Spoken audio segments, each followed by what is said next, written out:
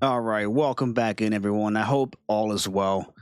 It has been a busy week at work. It is beginning to become the busy season for me at my job. So things are a little hectic, and I like it, but I don't like it because the days do go by fast when it's busy.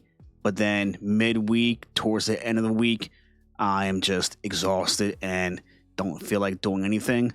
But thankfully, I have the next few days off of work, so I will be refreshed to go back on Monday.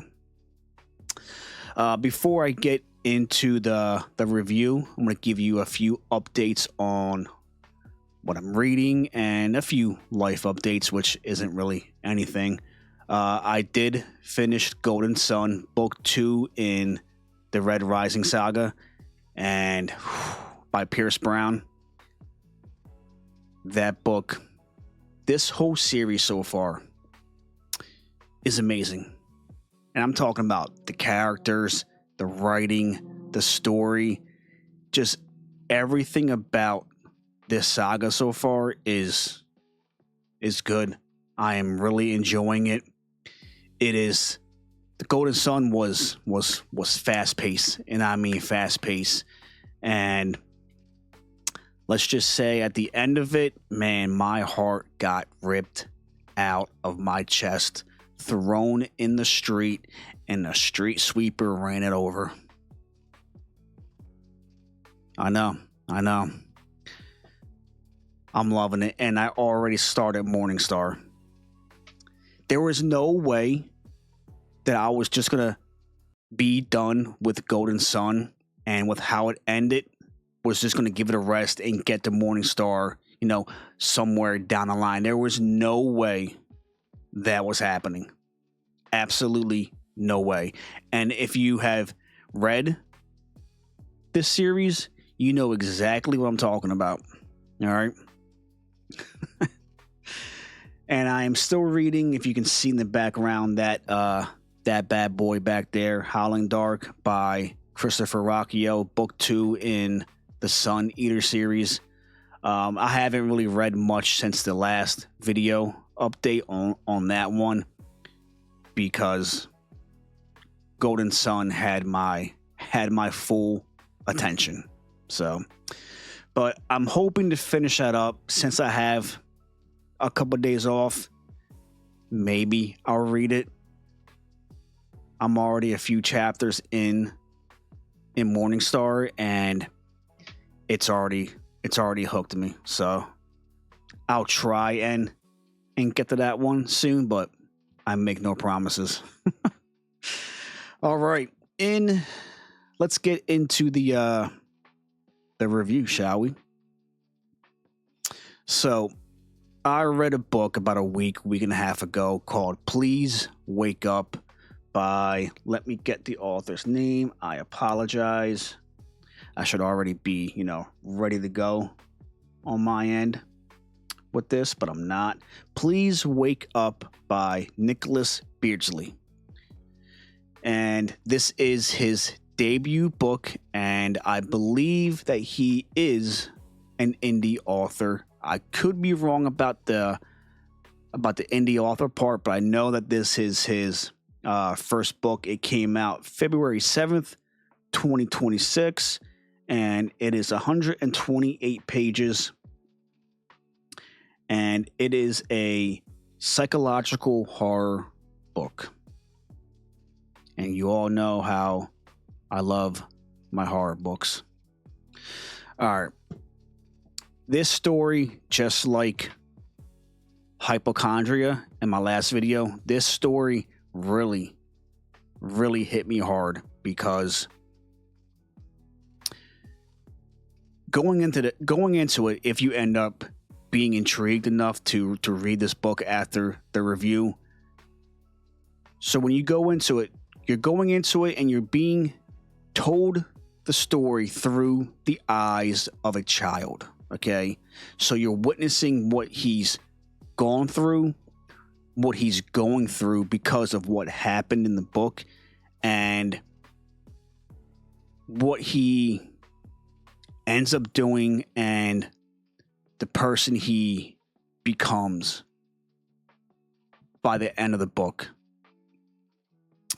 And I really like how the author did it that way. So you're getting the perspective of the child and everything that's going on in the book, and it was done very, very well. So you follow a family of 4, okay, but the book follows Daniel Boone Harker. Daniel Boone is, at the beginning of the book, I believe, 9 or 10 years old, and his younger brother, I forget his younger brother's name, my apologies. I believe he is, let's just say 5 or 6.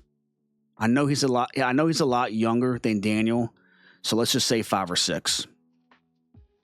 This family is slowly falling apart. Their father was working at a factory and they laid off a bunch of people, and he was one of them. And he wasn't able to, find anything else, and they've just been struggling, falling on hard times. And the mother, she is trying so hard to keep the family together as best as she could. The father has taken up drinking. He spends most of his nights in the barn drinking and doing whatever, while she is, keeping the house, maintaining the house, making sure that the kids are being taken care of, and, just being, the mother that she is supposed to be. Well, one night while dinner was getting ready, the father comes in and the parents start arguing back and forth. And this argument really stepped it up a notch from previous ones, from what Daniel has stated in the book. It was getting pretty heated, and the father storms out of the house, goes to get into his truck to take off. Well, Daniel's little brother storms out of the house to run after his father. And what happens to his little brother made me really step back, and I had to really think whether or not I wanted to continue this book, because what happened, because I knew the book was focusing on Daniel, I had a really strong feeling where this book was going. The father goes to take off, and he runs over his youngest child. He gets out of the car. He's freaking out. He's in panic mode. Daniel's screaming to his mother, "Come outside, I need help," And, the mother comes out. She's just, she's falling apart. She's screaming. She's crying, everything. And with the younger brother dying instantly, they all knew that he was gone. So not only did that happen, the father takes his own life in front of Daniel. He tells him, "Protect your mother. You are the man of the house now." And he takes his own life. So just imagine seeing that as a child. From that moment on, Daniel is broken. His mind is shattered. He just doesn't realize it yet. He doesn't realize what this is going to do to him, what this is going to do to his mother. So the book moves on with Daniel and his mother trying to really cope with the loss of the younger brother, her son, and the father. the mother starts to fall apart slowly. She goes out all the time, leaves Daniel home by himself all the time. And Daniel is trying his hardest to still be a kid, still try to live that happy kid life. But at the same time, he's watching his mother fall apart. She's becoming someone who he's not recognizing anymore. And then one night, she tells Daniel, "No, this is it. I just need one more night to go out, and then things will get back to how they were. I will spend more time with you. We will be a family again, me and you." Well, what happens that night changes the course of the entire book for Daniel, because he witnesses his mother. Well, he doesn't witness his mother committing this crime, but he has a feeling of what happened. And as I mentioned earlier in the video, his father spent a lot of time in the barn. The barn was a special place. He always told Daniel, this is a very special place. You know, this is a place that you can heal from. You know, you come in here and you'll get better. You'll feel better. You will heal. So what his mother does, so I can't say too much about it. This is a very short book. Like I mentioned earlier, it's 128 pages. So I can't dive too much into what is going on without really spoiling the book. Let's just say his mother commits a crime that she's having Daniel help cover up. But Daniel doesn't really know what she did. You know, he's a kid. It's very easy to manipulate a kid. You know, you tell them anything and they'll believe you. So he's just going along with what his mother is doing, okay? And then, yeah, things start to get better. Things start to get back to normal after that incident. So the book jumps from that incident where he's still, I believe, 9 or 10 years old, and it jumps to where he's, I think, 17, 18 years old. And then what Daniel does, because of his best friend, his best friend's girlfriend, and I believe he is the quarterback of the football team. What he does, not to his best friend, but to his best friend's girlfriend and the quarterback, that shows you that throughout the entire time, from him being a kid to him turning 17, 18, and what he does at that age, that tells you that his mind was always broken and never got repaired from the tragedy that happened when he was younger. And like I mentioned earlier, the book, you're following this kid, you're following the story through the eyes of Daniel. So you're really feeling for the character, you're really feeling for him, because you're witnessing a broken mind in a child. And because of the mother who neglects him at a time when she should have been there for him, that is why, a big part of why he was broken and he never got repaired.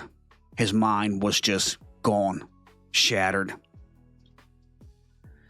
So like I said, I can't say too much. Let's just say that this is a very, very dark, disturbing read of a child who witnessed a horrific incident, and his mind became broken because of that, and the neglect that the mother gave him.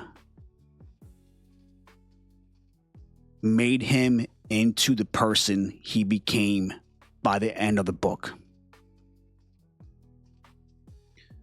So go into this knowing that you're going to read about a child who is hurt. And he's not necessarily showing it on the outside, but in the inside, he is. I'm sorry. Ghost. Enough.